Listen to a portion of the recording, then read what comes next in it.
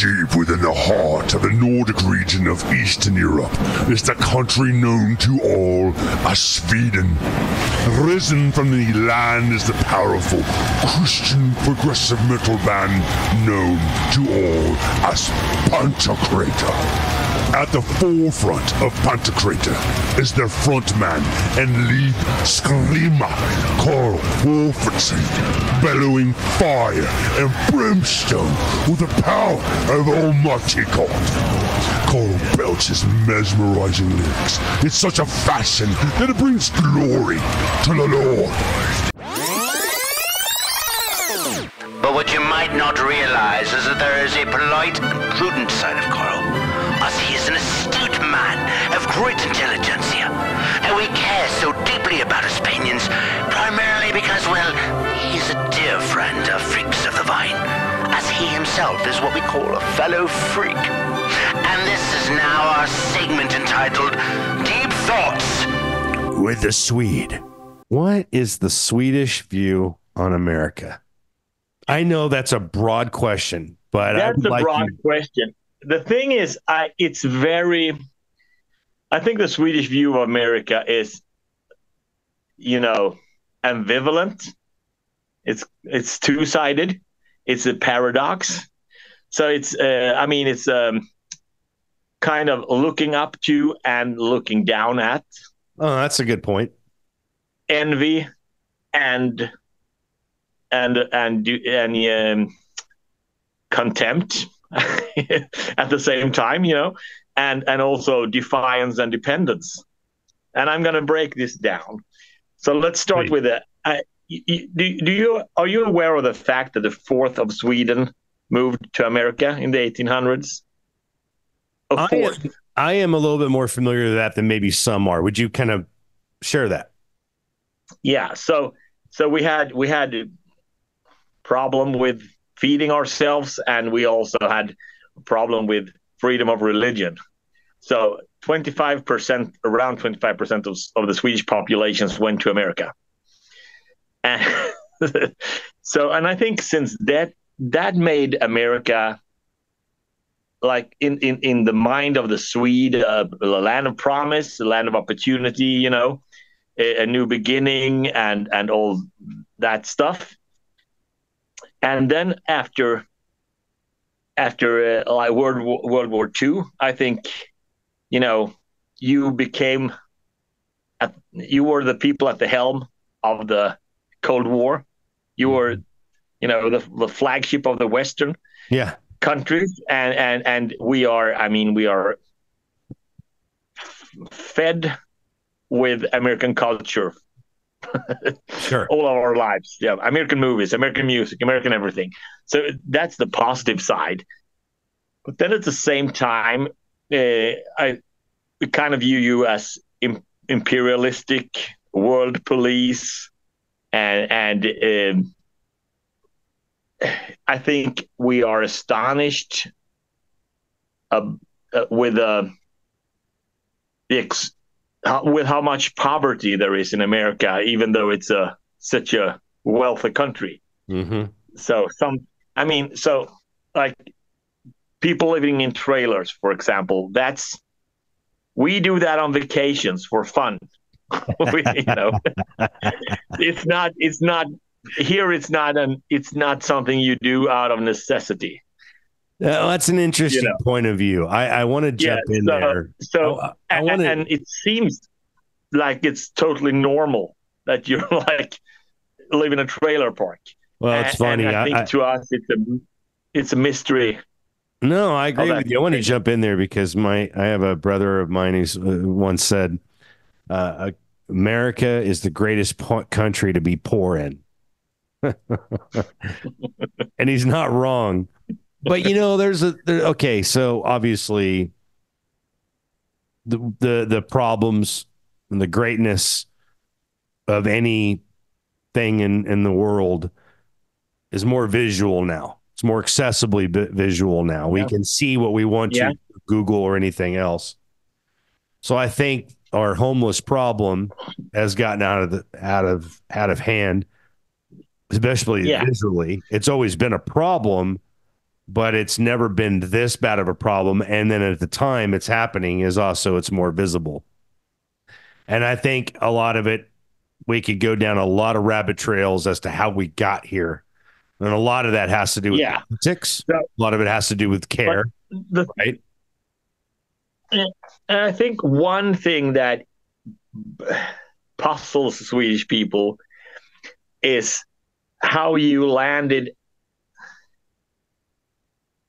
at a place where you have to choose between a kind of narcissistic loudmouth and a reanimated corpse. You are 300 million plus, and those are your two options. And that's something that puzzles Swedish people, how you got there. You know, we're just Americans the compounded problems of the sledding of all the traditions coming into one land anyway. So I think like the negative view of Americans in Sweden is like you're loud, bragging, full of yourself. You know, the picture of the American tourist in the Hawaii shirt who speaks loud, and you know, and at the same time, everyone wants to go to America and make it. You know, like artists and movie, like actors and musicians. Sure, America is still the dream. So it's a very double. And now I'm gonna be a little self-critique for my whole country here. So I guess, I mean, given how little of us like, I mean, you don't have socialized healthcare, for example, and you know, you have a big problem with poverty. And given that, we would assume that you don't pay any taxes at all, but you do. You pay a lot. I mean, in comparison to what you get, you pay a lot of taxes. Well, it costs a lot of money to take care of all the other countries in the world, Carl. That's what that's where I'm going. So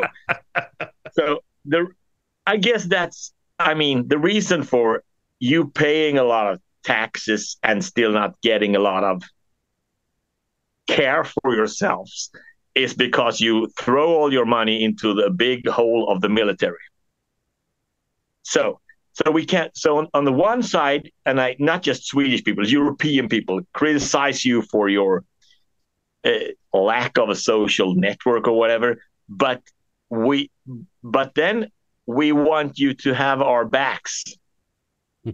Yeah, so we critique you because you throw all your money into guns and ammo. But when push comes to shove, we want you to be the world police. Yeah. You know. And you know, so that an interesting point that you fair. An interesting point right there though is I want you to hear this. When Biden pulled us out of Afghanistan a couple years ago. Yeah. We left. I remember. Yeah. We left a ridiculous amount of money and equipment there, and even some people. But I want you to know that just because the man in charge did that, the backlash from those who served in our military with their whole heart to do and what they thought was the right thing to do were crushed in their spirit because of all the work that they've done there was all for nothing in one day, essentially. Yeah, I understand. And so I want people in your homeland to know that not everything that is done by the power that be, whoever it is agreed upon by the man. I think you know that. But please, for the love of Pete, tell some of the other Swedes. Yeah. So the paradox is that we can blame you for being imperialistic, being in everyone's business. And then when we got a little rockets flying over heads here, we expect you to take care of that. And we're afraid that you will not. And I don't think that's fair. Very well said. Either Very well we said. stop criticizing you for being world police, or we stop asking you to be in world police. We can't have both. Well, and I think asking your opinion on that, I think people here need to hear that. So whoever listens to, to Freaks of the Vine as a podcast will hear your answers. I think it's interesting. It's intriguing to know what people feel about us. I mean, I want the immense force of the American military behind my back. Yes, but I don't. But at the same time, I think that a country's priority should be itself. My question today for Carl is this. Aside from the general Swedish view of America, which we talked about before, what do you believe has positively inspired? I want to talk about the Swedish countrymen from the U.S. So what has been the positive inspirations from America? And then we have to go back to the immigrants again, because a lot of people came back. They were over for a while, and they came back with diseases and a view of individual rights and religious freedom.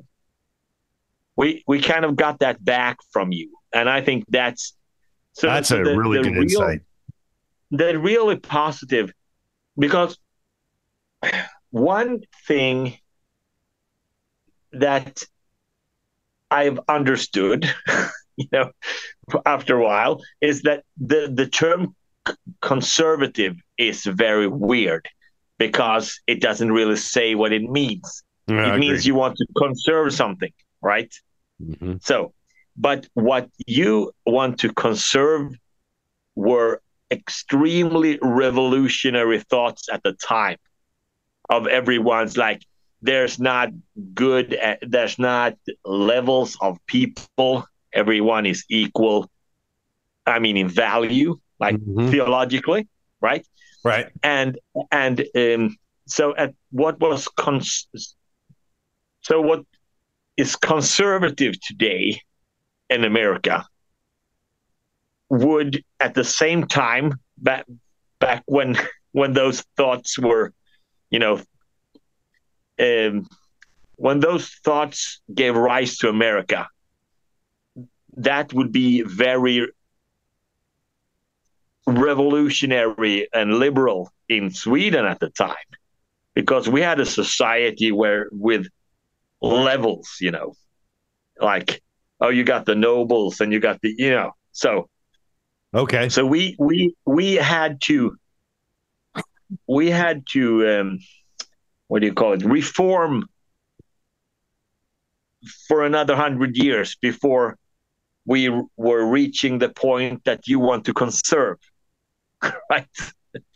So at the time when people left for America for opportunity, for food, and for freedom, a lot of those people came back, and that was very good for the Swedish society. That's a really good, insightful point, man. I think that's awesome. What inspires us now, I don't really know, but I know that what we got back from those returners made Sweden what it is. The positive things with Sweden. Yeah, you and I have talked a lot about your country and in your, from your politics to some of the way that the society actually operates, and I've always been astounded with European countries, but it's a lot better for me because I can read about it. But if I talk to you, and you are very well educated in that, and you have slated to me how some things work, and I'm blown away. I mean, you're at a tax rate like we're taxed, except when you get to go to the hospital, you like pay $15 and you're taken care of. And that's just unheard. Yeah, but then I think I told you about all the hidden taxes, because you are taxed at a higher actually clip than we are. Yeah, we are. So on my paycheck, I see those 30%, but then the company had to pay a lot of money directly into the system for parental leave, pensions, whatever. And It's got to be paid by somebody, so it gets tracked to you guys. So and so it's different societies. Yeah. Well, that's the beauty of it. But I appreciated you sharing that insight, Carl, because I got a thought. This is a little outside, but to explain that, I like when you go to what do you call it? With the roller coasters and stuff, a theme park. Oh, like a theme park? Yeah. Yeah. You can either, pay for every attraction, or you can get a bracelet that allows you to, go on whatever ride you want, right? Those are often the options, at least here. Yeah. I would say so. And the risk with you, if you take the bracelet version, and maybe it's a good weather and everyone wants to go, you stand in line most of the day, and when you count when you do the counting, you would maybe get more out of it if you paid attraction by attraction, right? So some people want to pay for everything, not pay for anything more, and some people want to know that, I paid for it, I'm in, right? Yeah. So, and that's, I think, that's how I want. So personally, for me, it's not ideology. It's not left or right. I prefer the bracelets. I want to go in and I paid my club fee. I'm in society, and don't worry so much about healthcare and stuff. And it's just, some people prefer the other way around. I prefer, when I go into the park, to know I can do whatever I want now. Even if in the end of the day, I am. So if you go to one of those parks and it rains a lot, you're gonna get a lot of rides for your money because no one is there, right? Yeah, fair enough. But at the same time, it's a crappy weather. Yeah. Right. So that's why you buy the season pass. You can go back whenever you want to. Yeah. Okay. So, but the thing is, if you look at the healthcare, you're never gonna sit at the end of your life and think, "Dang, I wish I was more sick." Mm-hmm. So I got more out of the money. Yeah. Yeah, you pay for something that you don't want to use. Yeah, that's fair. And that's how is the same with the military. If you waste all your money on guns you never use, you really invested good, right? Because if you got peace by superior firepower, that is better than getting to use all those guns. Which brings me to another question. You guys obviously have a what are your gun rights? If you can in a shorter answer, it's horrible. Swedish. Okay. What do you mean by get horrible? A license? It's like you can get a license for hunting or target practice. That's pretty much it. Okay. That's one of the things that you have that we should have is the Second Amendment. So do you guys have a limit on how many firearms you can acquire per household? Oh yeah. It's like there's different kinds of license. There's like a collector's license and stuff, and then you can get pretty much. But we can't just there's a limit of how many guns you can have on a hunting license and how many you can have on a target practice. So license. Home defense, is that an option? It's not. Well, you can.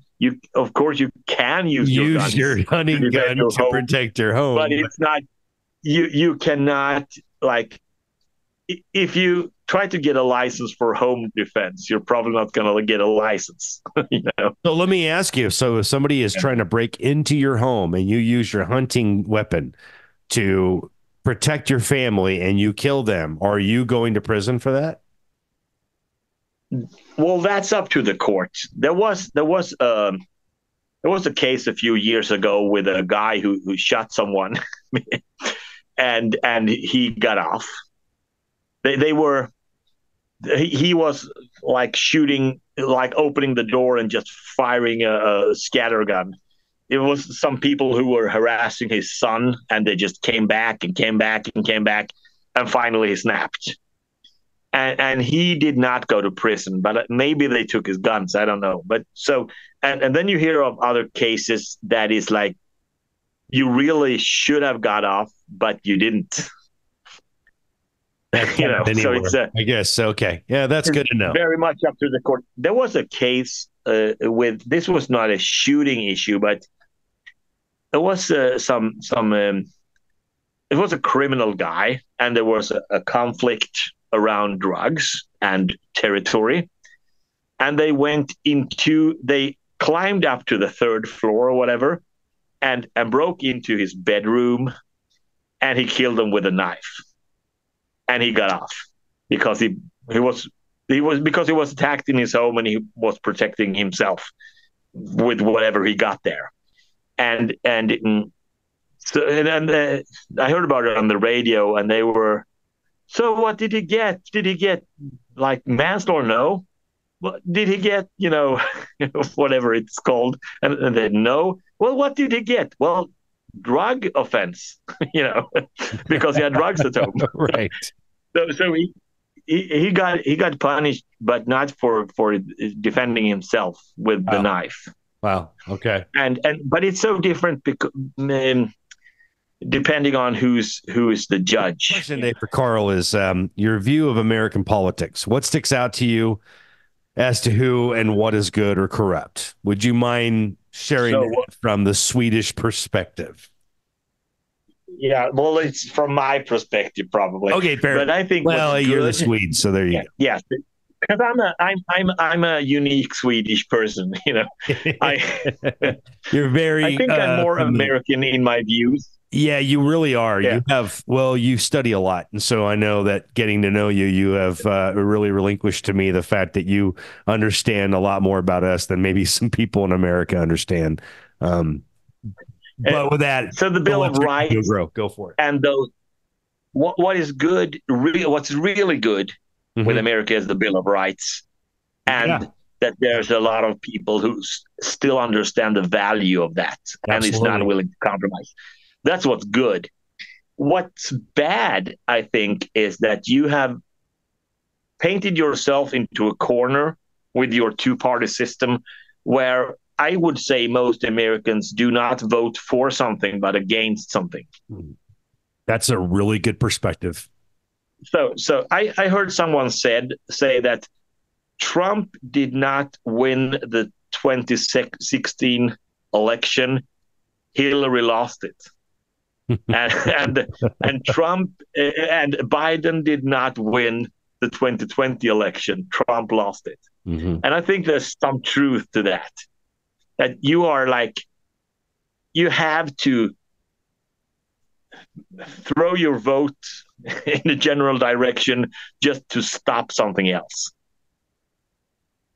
So you have other parties, but when it comes to the election, and you really don't want Hillary, for example, you have to vote for Trump, even if you're actually with the Solidarity Party or with the is it Constitution Party? Yeah, we used to have a Whig party, WHIG. There's also one that gets, it's an independent. There's a few independent parties. They just don't get any steam. Yeah. So you might be a libertarian, and then depending on why you're libertarian, you're gonna go vote with the liberals, or you're gonna go vote with the Republicans when it comes to the election, because you vote to stop the other thing. You are between a rock and a hard place. Yeah, there's a lot of people, because Carl, in America that in 1992, the presidential election of 92, um, uh, William Jefferson Clinton, otherwise known as Bill Clinton, won that election. And yeah, a lot of people believe that the only reason he won and beat the incumbent George Bush Sr. was yeah, because a guy that a lot of people don't remember this, but even in America, because it was 32 years ago. But I remember because it was my first election I could vote in. And a guy named H. Ross Perot ran as an independent. And Perot was yeah, a billionaire. And Perot was trying to convince everybody that we needed to pay off our debt. We need to pay off our debt. And yeah, that resonated with people who are truly conservative because you don't want to run a country in a bunch of debt. And we're in yeah. horrible debt now, right? I know. All right. But I've heard because the so many numbers. people voted for Perot, it took the votes away from Bush and therefore Clinton won. And I have maintained, even though I don't talk politics from the pulpit, I talk politics on over a coffee table or over a meal from time to time with friends or people Or I over know. Zoom. Right. Like with you, we talk about it from time to time. But I think our beginning of our end in America really began with the Clinton presidential election. Because on the backside, Yeah, what people didn't see was how many things he was against that America was really for. And I think through him, a lot of the Marxist and socialist underground began to get steam again under his presidential election of 8 years, which is 2 terms in America. So he had yeah, yeah. 8 years to really destroy from within. I think by the time we got to Hillary, nobody wanted that. Even people who might have really liked Bill Clinton because he was a slick Willie. He was really good with Yeah, his speech. Nobody yeah, wanted that again. And I think we were deathly afraid of Hillary Clinton. And so, yeah, I think that's why Trump just resonated with people because he told it like it is. And yeah. then the hate mongering against him is what got him out. Yeah, well, every American that I know, and I just know the wrong kind of people, but every What does American that that say I about know, me, Carl? What is that? yeah. Every American that I know is more to the Trump side Yeah. than to the Biden side, Mhm. let's say. But only one of them before the 2016 election really liked Trump. The others were just like, well, we don't want the other stuff. Right. And some of them got more positive to Trump during the Trump years because they think he did a good job. Hmm. But they did not vote for him in 2016 because they liked him. They voted for him because they did not want Hillary. Right. So Exactly. and what scares me is that Sweden is going in the same direction. Ah, Because I mean, we have a lot of parties, but they have to make coalitions yes. to because no, like for 70 years with some interruptions, we had a social democratic rule that well, like they were standalone. They had more than 50% themselves. So then the right wing parties had to like go together in a lump to be able to combat that. Sure. And then the days were over when Social Democrats got more than 50%, and then they had to make a little coalition with other parties. So we don't have two parties, but we are going that way that we have two options. Gotcha. And yeah, so Do you think we've influenced that? No, I think it's just what happens. It happens in progression of a society and culturally. Yeah, but I mean, because when they gang up to beat up the big guy, Yeah. the big guy needs to get his bigger friends, and then it's just, and then we get stuck in a. So, but we can, since what is good is that since we have more parties, we can kind of a little more design that block by which parties in that block we vote, we have our vote too, but it looks a lot too much like two versions and not. I mean, we'll have like 8 parties, and that shouldn't be 2 options, right? Yeah, I get it. Yeah, there's a little more of a level playing field, Carl. Yeah, but I mean, since none of those are able to get over 50%, they have to, and then you get these gangs, these lumps of parties, and it looks too much like the problems you're having for comfort. Fair enough. Well, thank you. Wonderful response. Carl Opinions brought to you right here on Freaks of the Mind.